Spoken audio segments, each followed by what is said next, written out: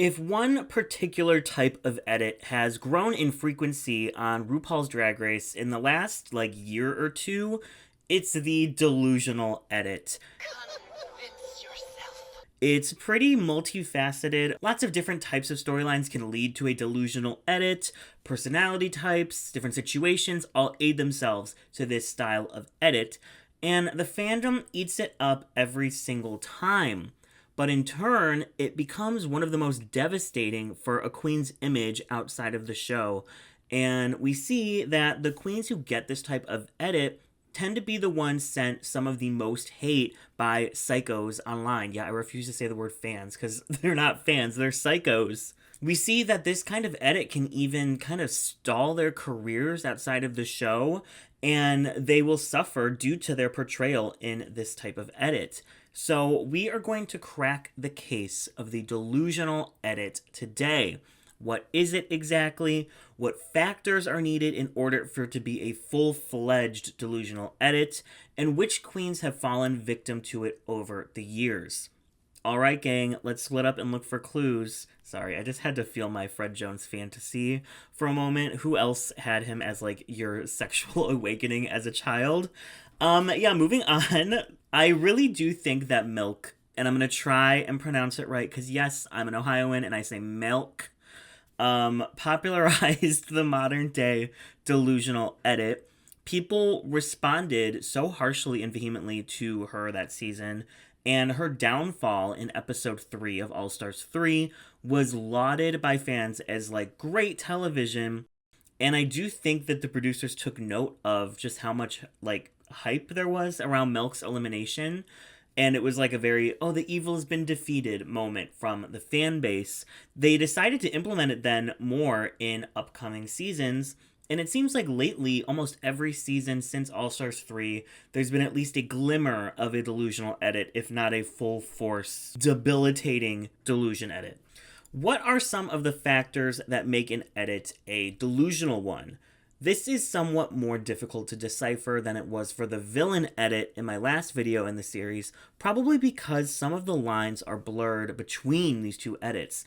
Usually the delusional queen does come out looking somewhat villainous, and villains somewhat look delusional at times, but there's definitely a major difference between Raja O'Hara on season 11 and Milk in All Stars 3.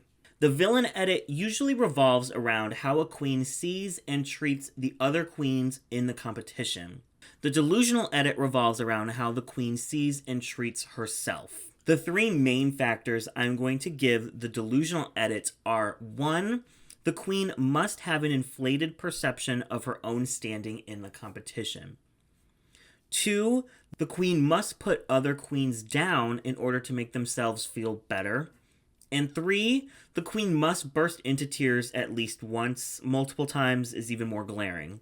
I just wanted to comment on the inflated perception of her own standing in the competition. There is somewhat of a gaslighting aspect somewhat to these edits, because look at, let's say, Dia Betty in the Glamazon Prime Challenge. The edit makes us look at her like she is whiny and bratty, and she's not as good as she says she is, and blah, blah, blah, blah.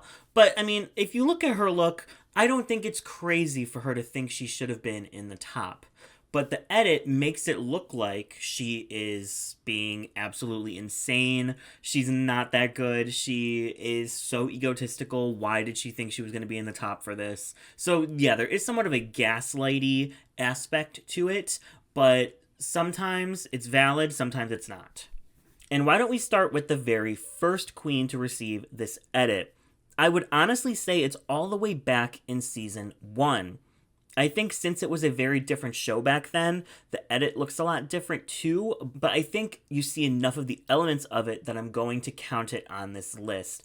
It is Miss Chanel.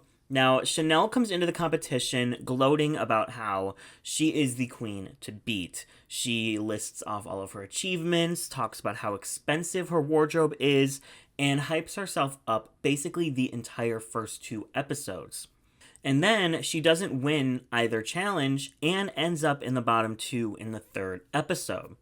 So Chanel's narrative for most of the season is that it doesn't matter how expensive her clothes are if she doesn't let the judges get to know her outside of just being, this beautiful drag queen. And as the season goes on, I think Chanel becomes a little more and more, let's say, unhinged. And this is where the gaslighting comes in, right? What can you do to a queen who is already on the edge of a meltdown, rob them of a challenge win, and then it'll make them feel even more insane? Let's look at the makeover episode for season 1. Now, Chanel is very pumped for this challenge since she can basically just show off her expensive wardrobe and do what she does best. She does an amazing makeover, one that many people think was win-worthy, and then she loses to a queen wearing a dress from H&M from her local mall. And, not to bring the rigory of season 1 into this, but production knew what they were doing here, and they get out of Chanel exactly what they were hoping, which is great TV. Because in the next episode, we get the iconic, "I nominate myself because I don't want to be here anymore." Chanel goes on this rant in front of the judges, basically berating them for not giving her challenge wins or enjoying her as much as she thinks they should. And to the average viewer, this looks, insane and entitled and, dare I say it, delusional. Compare this edit to, let's say, Pandora Boxx's edit the following season. Their track records have a lot of consistencies. They do really well a lot of the time, but never get a challenge win and go home close to the finale. But how does Pandora get such a fan favorite edit, so much that she's voted Miss Congeniality by the fans, and Chanel comes off looking delusional? Now, Pandora is used as the narrator for a lot of season 2, staying out of the season's main storyline, which is the drama between all of the queens. And because she's not involved in all of the nastiness, she becomes the congenial hero who the audience wants to see succeed, and we are disappointed when she doesn't. Chanel was not very congenial, instead telling us in the confessional about how she thinks she's better than everyone else. So us as the audience isn't invested in seeing her succeed like we are with Pandora. And that is a big factor when it comes to this delusional edit. You have to make the queen look somewhat dislikable before you really rally in hard with a delusion, because it either comes off like Pandora, where she's this sweet, nice queen who's frustrated about not doing well and not getting any challenge wins, and the audience feels sorry for them, or you get the Chanel, where you get set up that she's kind of, cocky and thinks she's better than everyone, and then when she doesn't get the challenge wins and she's upset about it, we don't care because we don't like her, because we're not set up to like her the same way that we are like a Pandora. Think of it as like a long game, right? You have to add in little moments of nastiness or shadiness or some, the snake rattle noise to get the audience prepped to dislike her and to think that she's delusional.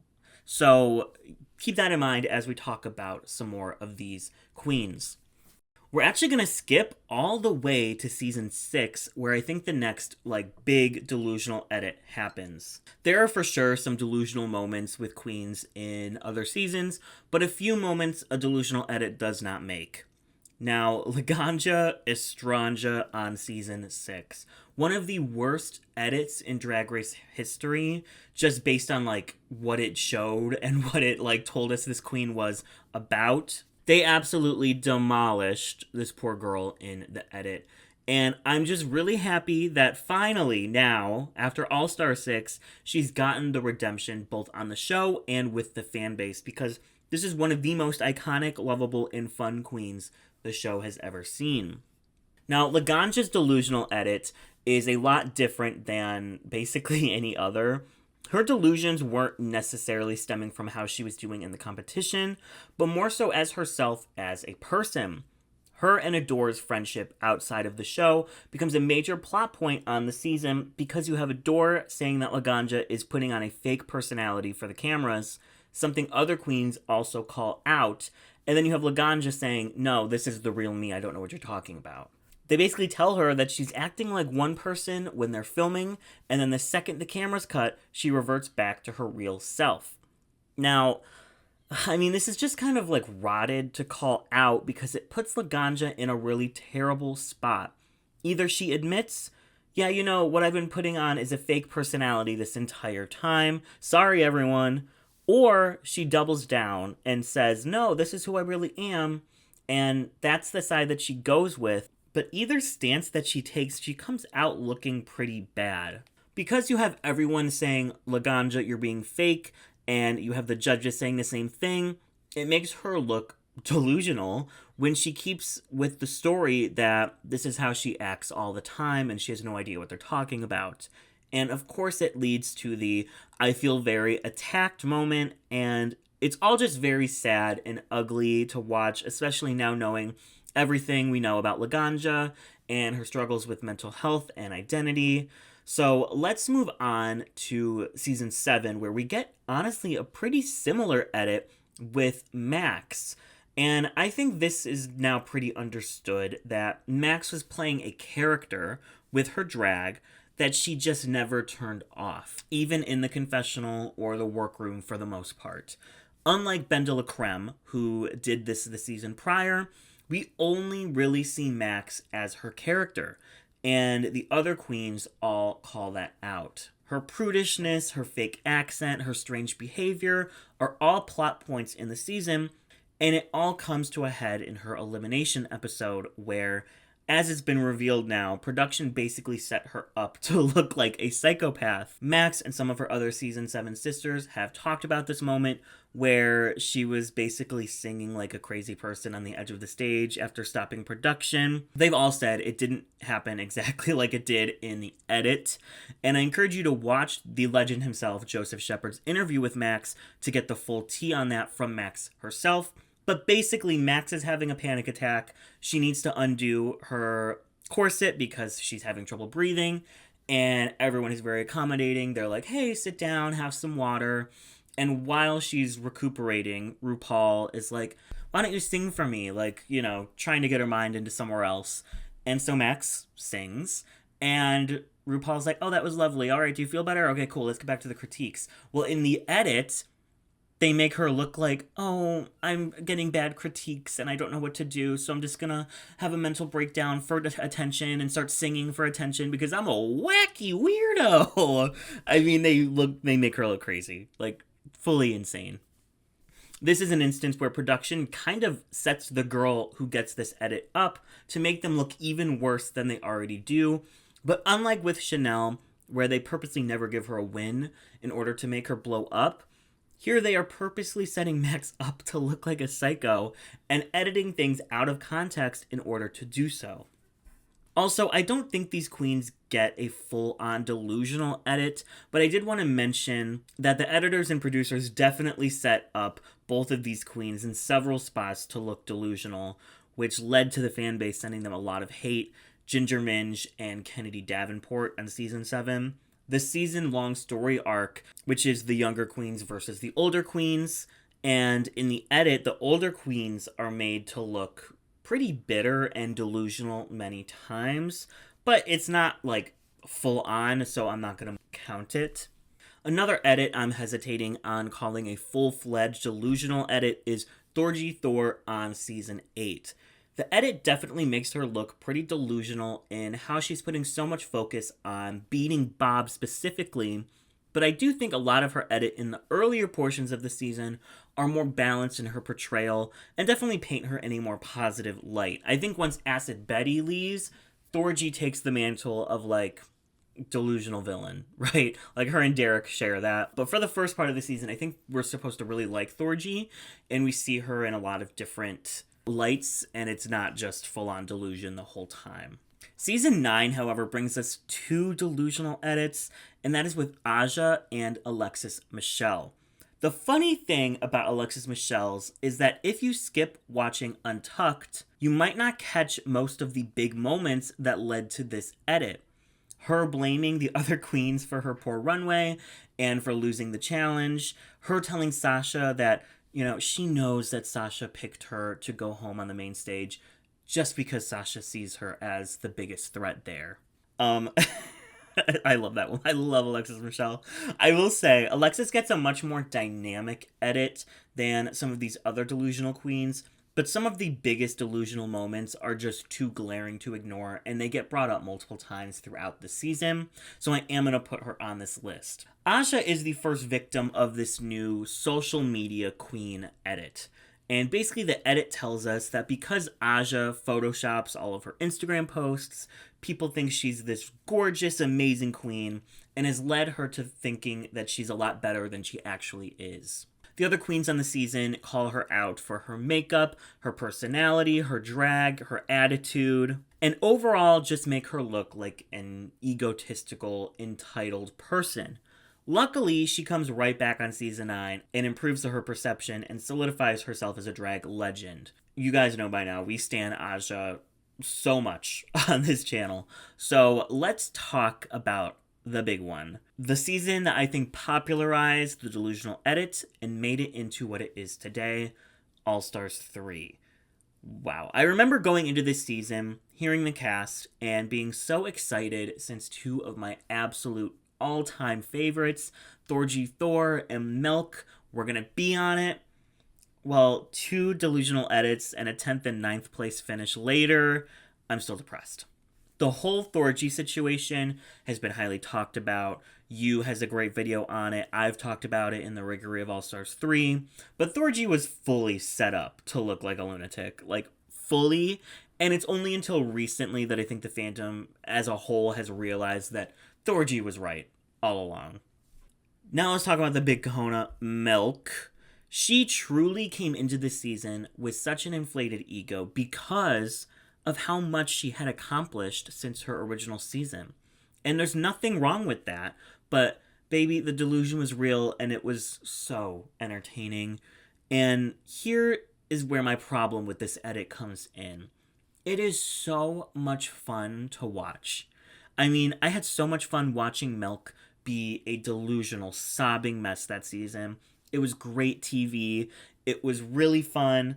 And then I feel guilty for enjoying it because it led to her getting absolutely massacred on social media and the fandom rejecting her to this very day.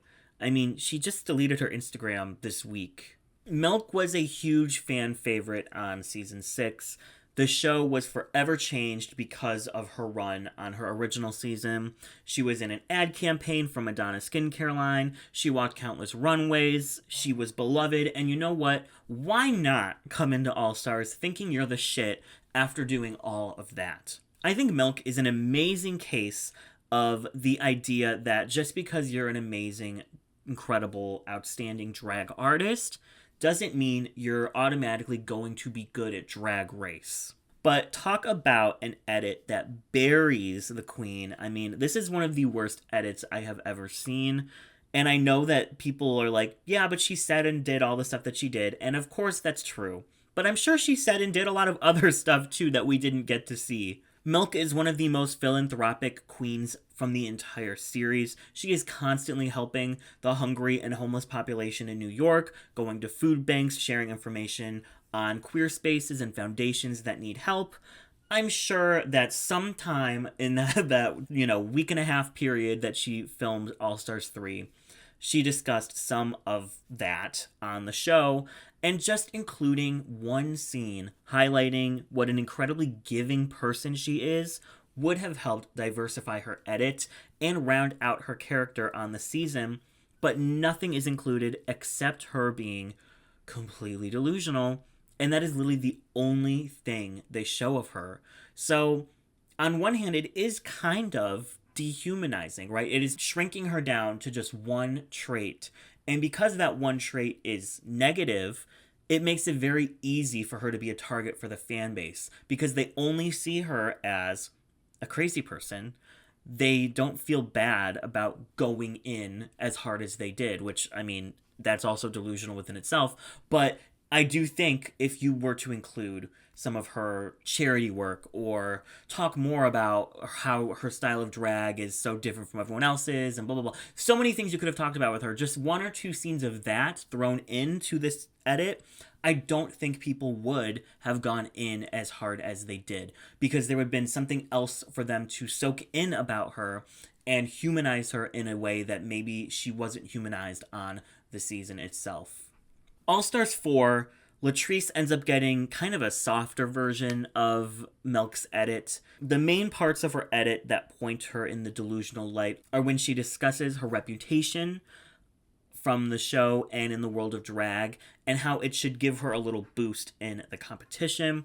But I don't think Latrice gets a full delusional edit. We get lots of heartwarming moments with her, and she's somewhat vindicated in her delusional thoughts when she fights her way back into the competition, backing up those egotistical remarks that she had earlier on. Someone on All Stars 4 who does get a delusional edit is Valentina, but this is the most out there, unique edit out of all of these, because it's a positive delusional edit. It's yup, Valentina is completely delusional, and that's amazing. Valentina was in a very precarious position going into All Stars 4 when it came to the editors after what happened to her at the Season 9 reunion.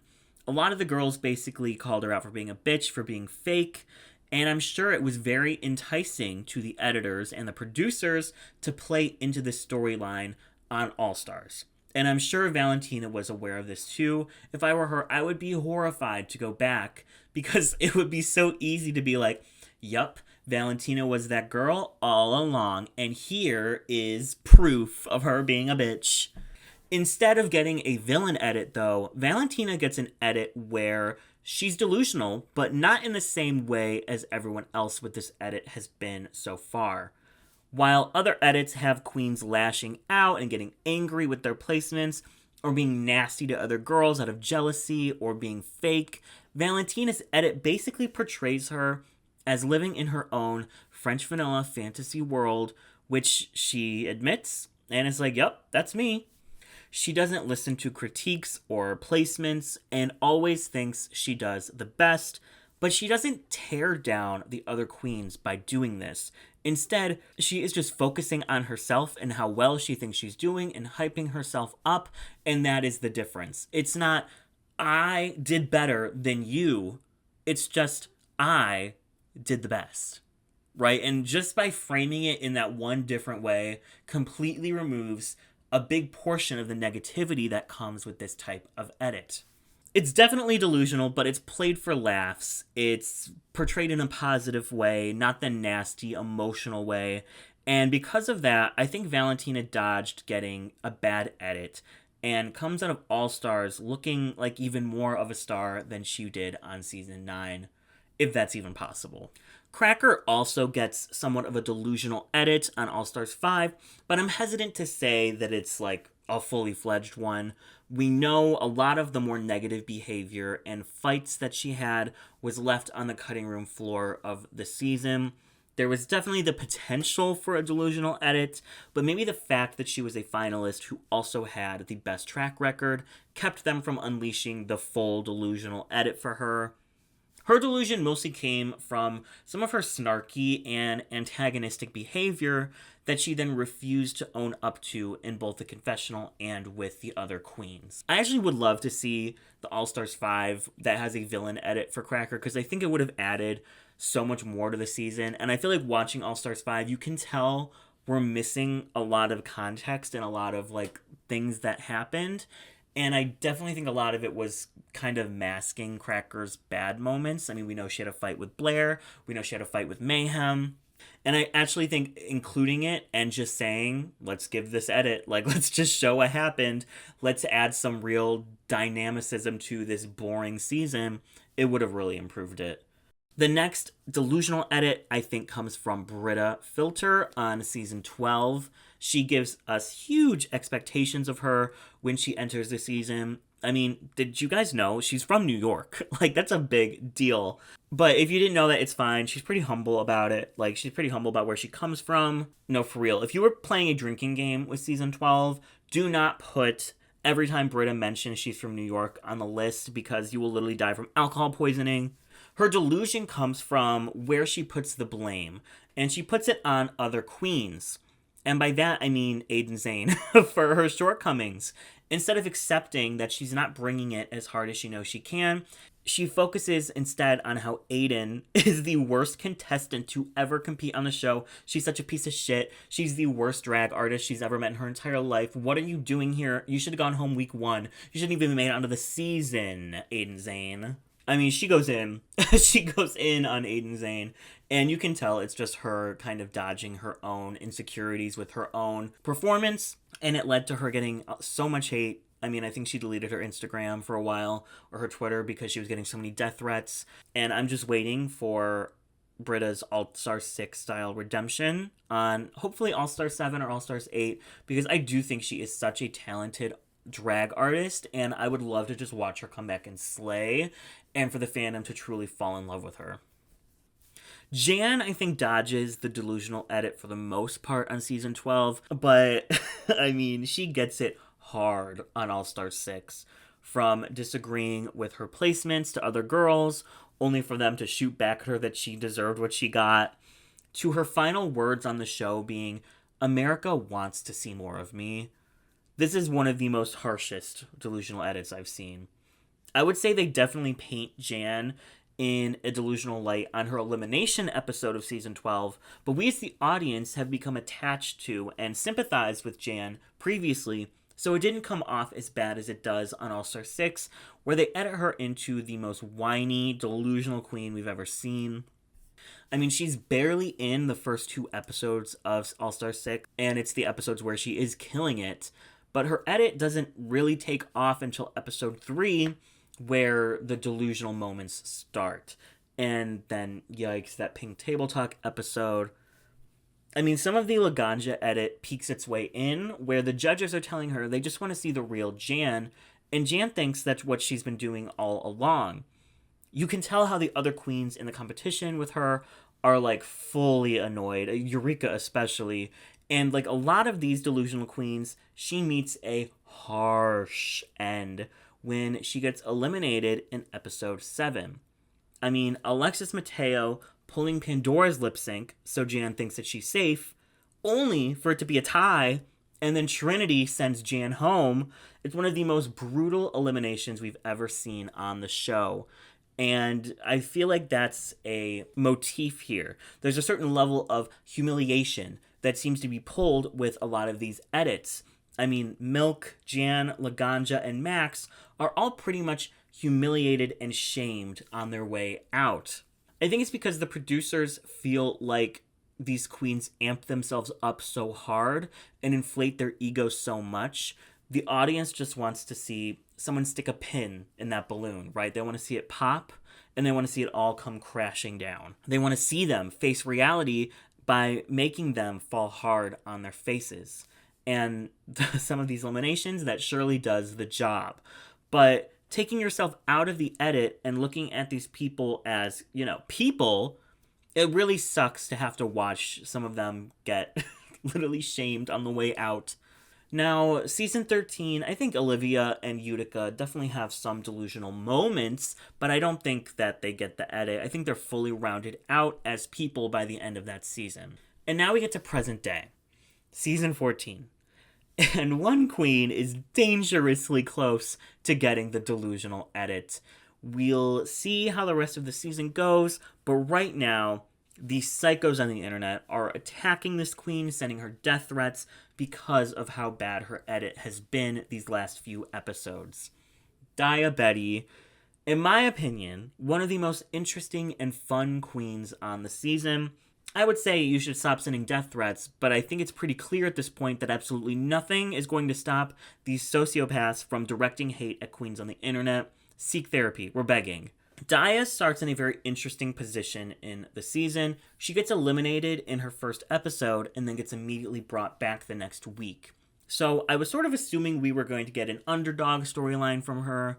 The girl who went home first comes back and starts slaying. But no, mama, that is not what we're getting. After a string of safe placements, Daya was getting more and more frustrated with not getting any top spots, and the claws started coming out. We get a lot of the typical traits of the delusional edit, putting down other queens, getting pissed at her own placements, So far, we haven't seen any crying meltdowns, but instead, we've gotten an abundance of eye rolls. Daya has gotten other content outside of the delusion, though, and now that she's got a win from this last episode, I could see her edit instead shifting towards, like, the late game threat, and that would negate the delusion, I think. It's delusion because of their unrealistic view of whatever's going on. But if Daya continues to do well, then I guess she proved what she was trying to say all along. So the jury is out on that one, but I guess in a couple weeks we'll find out if Daya is the next queen to make this list. So these are the full-on delusional edits on Drag Race. Not as many as the villain edit, but I also think this edit is going to continue to come full force in these newer seasons since it causes so much discourse online. Also, I just wanted to note that lots of queens have a delusional moment every now and again, but that doesn't mean they get the full edit. Their edit has to revolve around their own delusions and not much else, and I think these queens fit that bill. Everybody's hope on Drag Race is to go on and get a fully rounded story edit showing their highs and their lows, their good and bad moments, but unfortunately, with so many girls each season, some of them end up getting more one-dimensional edits, like the villain edit or the delusional edit. Again, it's sad.